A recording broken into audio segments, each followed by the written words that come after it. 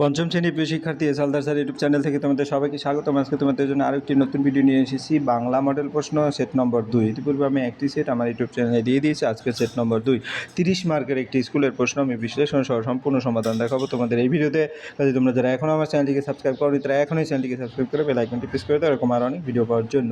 তো তোমরা দেখতে পাচ্ছ এই প্রশ্নটি হচ্ছে Itahar high school SS second unit evaluation test 2026 Bangla পূর্ণমান তোমার 30, সময় থাকবে কিন্তু 1 ঘন্টা।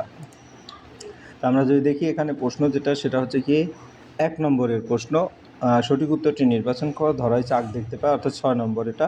আর 2 নম্বরে হচ্ছে ছোট ফণীর মনুষ্যার মানে শান্তি ছিল না কেন, এটা 12 নম্বর। 12 আর 6 18। আর নিচের প্রশ্নগুলির উত্তর দেওয়া 1 + 1 + 1 + 1 4 বচন কাকে বলে, অর্থাৎ 1 2 3। আমরা এখানে কিন্তু 3 মার্ক দিতে পারি, 1 2 3 4 4 আর 3 7 এখানে দিতে পারি, কিন্তু এই 3 এবং 4 টোটাল মিলে যে 7 মার্ক, কিন্তু এখানে 4, এই কারণে 3 কম। টোটাল মিলে কিন্তু তোমার 27 দেখানো হচ্ছে, কিন্তু এটা 30 মার্কের পরীক্ষা।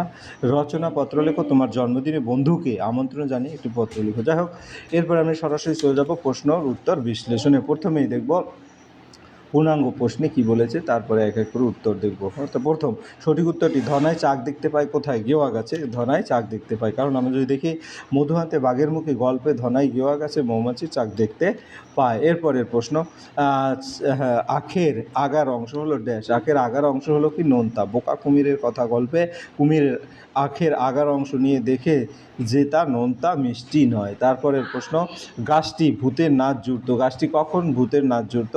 মায়াতুরু কবিতায় বলা হয়েছে সন্ধ্যা হলেই গাছটি দুহাত তুলে ভূতের নাচ জুড়ত, তাহলে সন্ধ্যাবেলা। এরপরের প্রশ্ন হচ্ছে কবি খুশির অবাধ লুটোপুটি খুঁজে পান। খুশির অবাধ লুটোপুটি মাঠে, কারণ মাঠ মানে ছুট, কবিতায় মাঠকে খুশির অগাধ লুটোপুটির স্থান বলা হয়েছে। পরের প্রশ্ন হচ্ছে মানুষ শব্দটি কি শব্দ? এটা উভলিঙ্গ শব্দ, কারণ মানুষ শব্দটি নারী পুরুষ উভয়কে বোঝায়, তাই এটি উভলিঙ্গ। পরের প্রশ্ন হচ্ছে পর্বত শব্দটি। পর্বত শব্দটি হচ্ছে ক্লীবলিঙ্গ, কারণ জড়বস্তুকে বোঝাতে সাধারণত ক্লীবলিঙ্গ হয়, পর্বত একটি জড়বস্তু। পরের প্রশ্ন হচ্ছে অতি সংক্ষিপ্ত প্রশ্ন, সংক্ষেপে। ছোট ফণিমনসা গাছের মানে শান্তি ছিল না কেন? ছোট ফণিমনসা গাছ তার নিজের কাটা ভরা সুচলো পাতা পছন্দ করতো না, অন্য গাছের সুন্দর পাতা থেকে সে নিজের পাতাকে খুব খারাপ মনে করতো, তাই তার মনে একটু শান্তি ছিল না। পরের প্রশ্ন, কবিতার গাছকে মায়াতুরু বলা হয়েছে কারণ গাছটি কখনো ভূতের মতো, কখনো ভালুকের মতো, আবার কখনো হীরের গাছ মাছের ঝাঁকের মতো দেখাতো। আলো আধারির কারণে তার রূপ বারবার বদলে যেত, তাই তাকে মায়াতুরু বলা হয়েছে। এরপর শিয়াল আর কুমির মিলে কিসের চাষ করেছিল? শিয়াল ও কুমির মিলে প্রথমে আলুর চাষ, পরে ধানের চাষ এবং শেষে আখের চাষ করেছিল।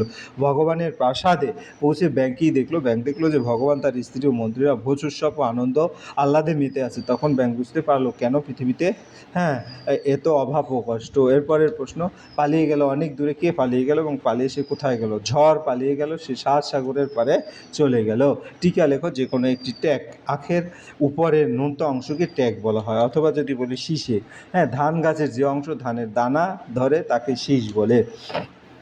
এরপর আমরা চলে যাব পরের প্রশ্ন, বচন কাকে বলে? বচন কত প্রকার, একটি করে উদাহরণ দাও। কোনো ব্যক্তি, প্রাণী বা বস্তুর সংখ্যা বোঝায় যে রূপ তাকে বচন বলে। বচন 2 প্রকার, একটা হচ্ছে এক বচন, একটি বোঝায়, যেমন উদাহরণ ছেলে, বই, গাছ। বহু বচন একাধিক ব্যক্তি বা বস্তু বোঝায়, যেমন ছেলেরা, বইগুলি এবং গাছগুলি। পরের প্রশ্ন, লিঙ্গ পরিবর্তন করো। গায়ক হবে গায়িকা, কবি হবে কবিয়ত্রী অথবা মহিলা কবি, পুত্র হচ্ছে কন্যা এবং সাহেব হচ্ছে সাহেবা। এরপরে আমরা পরের প্রশ্ন যাব, তোমার জন্মদিন বন্ধুকে আমন্ত্রণ জানিয়ে একটি পত্র লিখো। ইতাহার, উত্তর দিনাজপুর, তারিখ হচ্ছে 24/6/2026। প্রিয় বন্ধু রাহুল, আশা করি তুমি ভালো আছো। আমিও ভালো আছি। আগামী 10ই জুলাই আমার জন্মদিন, এই উপলক্ষে আমাদের বাড়িতে একটি ছোট্ট অনুষ্ঠানের আয়োজন করা হয়েছে। তোমাকে এই অনুষ্ঠানে সাদর আমন্ত্রণ জানাচ্ছি। তোমার উপস্থিত আমার জন্মদিন আনন্দকে আরও বাড়িয়ে তুলবে। অনুষ্ঠান শুরু হবে সন্ধ্যা 6টায়, তুমি অবশ্যই সময়মতো আসবে। কাকু কাকিমার কাছে আমার প্রণাম জানিও। তোমার আসার অপেক্ষায় রইলাম। ইতি তোমার প্রিয় বন্ধু অমিত। এই ছিল তোমার এই প্রশ্নের আদ্যপান্ত সমস্ত বিশ্লেষণ। আশা করি ভিডিওটি যদি মনোযোগ সহকারে দেখো তাই ফুল প্রশ্নে কিন্তু ক্লিয়ার বুঝতে পারবে। পরিষ্কার বলবো, ভিডিওটি দেখার জন্য অসংখ্য ধন্যবাদ। ভিডিও ভালো লাগলে লাইক, কমেন্ট, শেয়ার করতে ভুলবে না। আজ এই পর্যন্তই, ধন্যবাদ সবাইকে।